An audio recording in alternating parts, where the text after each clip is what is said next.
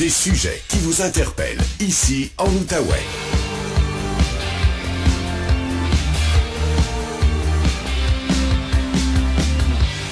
Voici Louis-Philippe Brûlé. De retour à l'émission, on apprenait malheureusement ce matin le décès d'un enfant de l'Est ontarien qui a succombé au virus de la grippe, nouvelle qui a été annoncée par les autorités de la santé publique.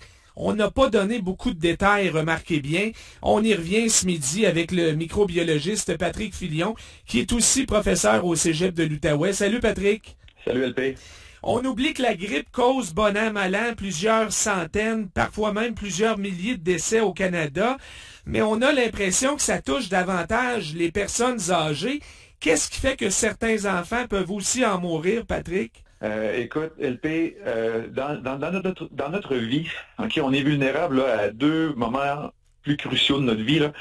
C'est en bas de 2 ans, puis passer 75 ans. Donc, ces deux groupes d'âge-là sont tout le temps les personnes qui sont les plus affectées, les plus vulnérables.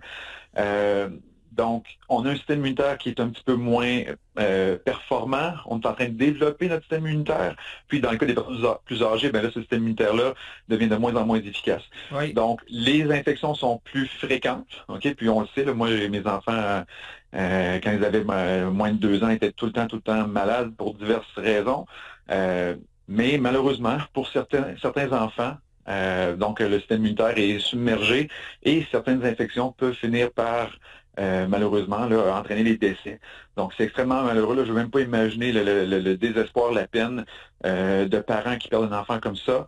C'est sûr que la très grande majorité des enfants, donc oui, vont être infectés, mais vont en guérir, vont s'en sortir, mais malheureusement, là, certains enfants, puis parfois ça peut être dû à des problèmes immunitaires, ça peut être dû à des problèmes de santé autres, puis la grippe ou l'infection vient juste en rajouter une couche.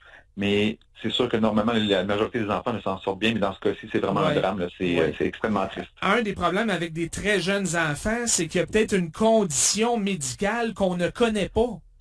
C'est ça, on n'a pas eu les détails là, en ce qui concerne cet enfant-là. Donc, il peut avoir plein de raisons, puis on pourrait sortir des hypothèses. Mais le fait est, c'est que c'est le virus de la grippe qui a été responsable de ce décès-là dans ce cas-là, malheureusement. Oui. Quand on dit mourir de la grippe, Patrick, au fond, on meurt des complications de la grippe. Souvent, ça va être un problème pulmonaire ou... Oui, clairement. Donc, il y a une inflammation au niveau des tissus pulmonaires. Donc, le virus se reproduit activement. Puis quand un virus se reproduit, il entraîne la mort des cellules qui l'ont infecté.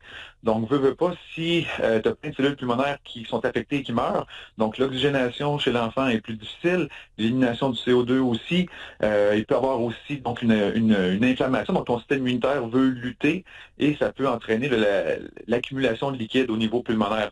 Donc, c'est vraiment une conséquence de l'infection qui peut entraîner dans ce cas-ci le décès. Une des choses qui m'a surprise dans l'article que j'ai lu là-dessus, là, concernant l'enfant décédé, c'est la déclaration de la docteure Lina Lee qui dit que la grippe est présentement le virus respiratoire qui circule le plus ici dans la région de la capitale fédérale. Et je rappelle, Patrick, on n'est même pas arrivé au mois de décembre encore. Non, on n'est même pas encore dans le temps des fêtes où il y a des rassemblements là, plus nombreux, des choses comme ça. Puis, ce qui est particulier, on va dire cette année, c'est que normalement, là, si on se rappelle certaines notions qu'on a vues en début de pandémie, là, les fameux R0, là, plus le R0 d'une infection est élevé, plus la maladie est transmissible. Et là, normalement, la grippe, son R0, c'est à peu près de 2. Donc, c'est pas une maladie qui est si facilement transmissible que ça.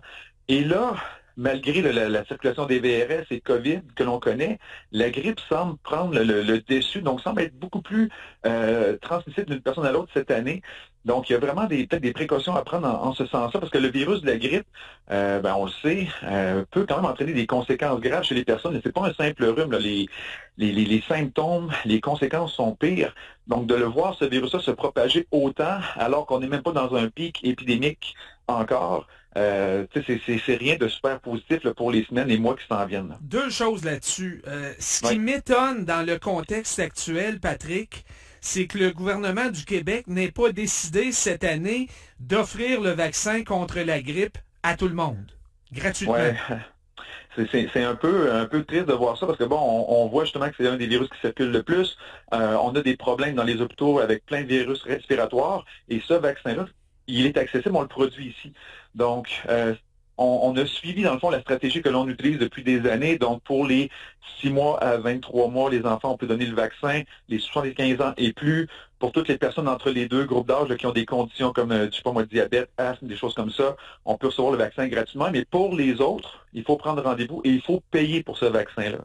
Donc, peut-être que ça décourage certaines personnes ou du moins, ça ne les incite pas à y aller. Donc, dans une situation comme on la vit présentement, avec tous les autres virus en plus qui circulent, ça aurait peut-être été une bonne chose, effectivement, mais écoutez, si vous avez un investissement à faire, faites-vous ce cadeau-là cette année, là, prenez un peu de vos sous, puis allez le faire pour vous protéger vous, mais aussi protéger les jeunes enfants et les personnes âgées autour de vous. Surtout si vous côtoyez des personnes âgées ou des jeunes enfants. Ou des enfants. On l'offre gratuitement aux parents d'enfants de moins de 6 mois, là? Oui, ou si par exemple vous êtes une personne qui est en contact avec ces enfants-là, donc vous êtes vous les gardez, vous vous en occupez ou peu importe, vous pouvez recevoir le vaccin aussi, là. OK. Patrick cela dit, là, si la grippe est aussi active déjà à ce temps-ci de l'année, est-ce qu'on peut pas penser qu'elle va circuler beaucoup moins dans le temps des fêtes? Écoute, LP, je veux pas te faire de peine, mais je pense que ça risque d'être pire. Donc, avec, encore une fois, puis on le souhaite cette année jusqu'à un certain point, là, pas que la grippe circule, mais qu'on ait des rassemblements familiaux entre amis pendant le temps des fêtes. Ça fait quand même 2 ans là, qu'on a été un peu plus limité sur cet aspect-là. Donc, si les rassemblements ont lieu, les parties du temps des fêtes, peu importe, donc on va multiplier les occasions de se rencontrer. Puis écoute, c'est normal, on est une espèce grégaire, on a besoin de notre gang, de notre monde, mais ces contacts-là favorisent la transmission de virus, que ce soit la grippe, VRS, rhume, peu importe, on le sait, là. Donc, je pense qu'on va voir un pic épidémique là, peut-être début janvier. Là. Oui, alors même s'il y en a plus que d'habitude qui l'ont eu, disons, en novembre ou au début décembre, on n'aura pas dépassé le pic rendu au temps des fêtes, selon toi. Là. Je penserais pas. Tant mieux si c'est le cas. Si je me trompe, je vais être le premier heureux de ça, mais disons statistiquement, là, j'ai des doutes. Pour revenir au vaccin contre la grippe, Patrick, j'apprenais ce matin dans la presse quelque chose que toi tu savais sûrement déjà. Ce vaccin-là est fabriqué avec des œufs produits ici au Québec. C'est quoi le rapport entre des œufs et un vaccin contre la grippe? Oui, je vais t'expliquer ça, mon avis, ça va me faire plaisir. Si on compare, par exemple, des virus avec des bactéries, une bactérie, là, je peux la mettre dans un milieu, par exemple, liquide, avec des éléments nutritifs, mettre ça à la bonne température, puis la bactérie va assurer sa propre survie, va se multiplier, va se nourrir, va faire tout ça de façon autonome. Un virus, ce n'est pas autonome. Ça dépend absolument de la cellule qu'il va infecter pour se reproduire. Donc, si je veux faire un vaccin contre un virus, et là, un vaccin avec des éléments, on va dire, naturels du virus, ce pas des vaccins à ARN. Donc, je veux faire un vaccin avec des virus, ben il faut que je trouve une cellule ou un être vivant dans lequel le virus va pouvoir se multiplier. Donc, ça, c'est une chose. L'autre chose, il faut, dans ce cas-ci, si j'utilise des œufs, c'est parce que le virus de la grippe peut infecter les cellules de poulet. Donc, on sait, par exemple, la grippe aviaire, des choses comme ça. Oui. Donc, ça me prend un organisme hôte qui peut permettre la reproduction du virus. Donc, dans ce cas-ci, puis là, pensez pas que c'est vos œufs d'épicerie normaux. Ça prend des œufs qui sont fécondés, donc dans lesquels il y a des embryons de poulet. Donc, on va prendre ces œufs-là, on va les infecter avec les virus de la grippe, les virus vont infecter l'embryon, vont s'y multiplier, et par la suite, on va aller extraire les virus, puis purifier certaines protéines particulières pour en faire le vaccin. Et vous remarquerez, pour ceux et celles qui sont allés se faire vacciner contre la grippe, parfois on vous demande, est-ce que vous êtes allergique aux œufs? Puis là, vous pouvez trouver la question bizarre, vous dites, mais là, je suis pas venu manger un sandwich, je veux me faire vacciner, mais le fait, on va prendre du bacon avec ça, s'il vous plaît. On va prendre 2 œufs bacon, s'il vous plaît. Mais dans ce cas-ci, c'est vraiment parce que dans le vaccin, il pourrait y avoir des protéines d'œufs, donc si quelqu'un est allergique aux œufs, ben recevoir le vaccin pourrait entraîner une réaction chez lui. Donc, on a certains vaccins qui ont été faits d'une autre façon, mais sont plus difficiles et plus coûteux à faire. Donc, la grande majorité des gens vont recevoir des vaccins contre la grippe qui ont été fabriqués à partir d'œufs dans une usine là, ici au Québec là, de la compagnie GSK. Oui, alors dans le cas de la grippe, c'est une technologie tout autre que le vaccin contre la COVID. Là, on n'est pas du tout dans ce qu'on appelle du ARN. Non, absolument pas. Là. Les vaccins à ARN, là, on n'a même pas besoin d'avoir un virus aux alentours. On n'a que son génome, donc dans ce cas-ci de l'ARN, et on en fait des copies. Donc c'est pour ça que, si vous vous rappelez, quand je parlais des vaccins à ARN, c'est beaucoup plus facile à produire et on peut les modifier plus rapidement parce qu'on a juste à changer l'alphabet de notre ARN et on peut produire un vaccin complètement différent, tandis que pour les vaccins de la grippe, ben, c'est déjà commencé depuis janvier-février dernier, cette production-là. Parce qu'il faut, c'est des millions d'œufs qu'on utilise pour ça. Ça en fait de l'omelette, ça, LP, là.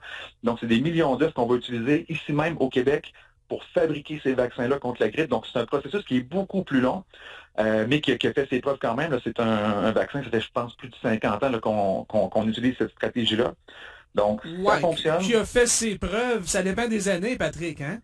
Oui, ça c'est ça, parce que encore une fois, on prend une chance. Donc, on regarde ce qui circule, par exemple, cette année, donc on va dire les virus A, B, C, D. Donc, on fait des vaccins à partir de ces virus-là. Mais si c'est le virus X, Y, Z qui arrive, ben là, on a fait un vaccin qui contenait pas les bonnes souches, donc on n'aura pas nécessairement un taux de réussite extrêmement élevé. Mais normalement, si le vaccin contient les bonnes souches, on peut avoir plus de 50-60% d'efficacité contre le vaccin. Donc, c'est pas parfait. Mais là, vu que le virus circule déjà, là, on devrait avoir l'heure juste sur le vaccin, à savoir est-ce qu'il est efficace ou pas. On devrait savoir ça bientôt, là. On devrait le savoir bientôt, mais malheureusement, on ne pourra pas se revirer de bord puis produire un nouveau vaccin. Donc, si le vaccin est efficace, tant mieux aller le chercher. Moi, j'aime autant le recevoir à l'avance, puis dans le pire des cas, me faire dire que ça n'a pas fonctionné cette année. Mais s'il est efficace, au moins je l'aurai déjà dans le bras, parce qu'encore une fois, si je reçois mon vaccin aujourd'hui, c'est peut-être juste dans 7 jours, 14 jours que son effet va avoir été assez intense chez moi pour me protéger. Donc, ça prend du temps à produire les anticorps suite à l'administration du vaccin. Donc, ça prend quand même, faut y penser. Là. Si vous avez des parties qui s'en viennent, pensez vous faire vacciner avant, parce que c'est pas un vaccin qu'on peut recevoir après l'infection. Oui, juste une petite question par rapport aux effets secondaires, là, parce que là, on est rendu plus habitué aux vaccins ARN depuis une couple d'années. Qu'est-ce qui en cause le plus habituellement? Pour le vaccin contre la grippe, écoute, ça va être les effets secondaires un peu plus classiques, là, maux de tête, douleur au site d'infection. Vous pouvez faire de la fièvre aussi, parce que veut pas, quand votre corps reconnaît des virus, surtout le virus contre la grippe, votre corps produit de la fièvre pour essayer de le contrer. Donc, cet effet-là, secondaire, peut être relativement commun. Donc, fièvre, fatigue, douleur au site d'injection, des choses comme ça, seront les symptômes peut-être les plus communs que vous allez sentir. OK. Deux petites choses avant de te laisser. Malgré les nombreux virus qui circulent et les recommandations de la santé publique, je vois pas beaucoup de monde qui porte le masque dans les endroits publics. Vois-tu la même chose au cégep? Au cégep, écoute, il y a des gens qui portent le masque. Puis ce que je constate, c'est que les gens qui eux-mêmes, par exemple, ont un rhume ou peu importe une infection quelconque, vont porter le masque. Puis ça, je trouve ça très, très bien. C'est une des façons de protéger les autres. Puis c'est une façon tellement respectueuse de démontrer justement que, OK, je suis infecté, je dois quand même aller travailler à l'école ou peu importe, mais je vais faire en sorte de protéger les autres. J'aimerais le voir un petit peu plus, le masque, moi, par exemple, une fois ou deux par semaine, je prends l'autobus pour revenir à la maison. Donc, moi, je porte mon masque dans l'autobus. J'aimerais voir peut-être plus de gens le porter, parce que là, on est vraiment collés les uns sur les autres. Mais je crois, avec tout ce qu'on entend depuis quelques semaines, disons, dans les médias, j'espère que les gens, justement, vont vouloir se protéger un petit peu plus à l'approche des fêtes. Donc, si on évite des infections, on va peut-être moins en transmettre à nos proches lors des rassemblements. Donc, je pense que c'est une très, très bonne habitude à prendre. Ça coûte pas cher. Oui, c'est pas nécessairement parfait, c'est pas le fun, mais c'est un petit sacrifice à faire pour permettre justement qu'on puisse voir nos proches là, dans les semaines à venir. Et avant de te laisser, j'ai lu que tu seras au Salon du Livre de Montréal le week-end prochain, Patrick. Oui, monsieur. Donc, les 25 et 26. En fait, c'est ça, samedi et dimanche prochain. Donc, 26 et 27. 26-27, merci LP de me surveiller. Donc, le samedi, je vais être là de midi à 3h en séance de dédicace au kiosque 525 et le dimanche de 9h à midi, même kiosque. Donc, passez me dire bonjour, venir faire signer votre livre si vous l'avez acheté. Ça va me faire plaisir de jaser avec les auditeurs de l'Outaouais qui pourraient être à Montréal à ce moment-là. Il y en aura sûrement. Alors, bonne chance dans le trafic, Patrick. Et oui, j'invite nos auditeurs et auditrices à aller saluer là-bas. Ça marche. Bonne journée, LP. Bonne semaine.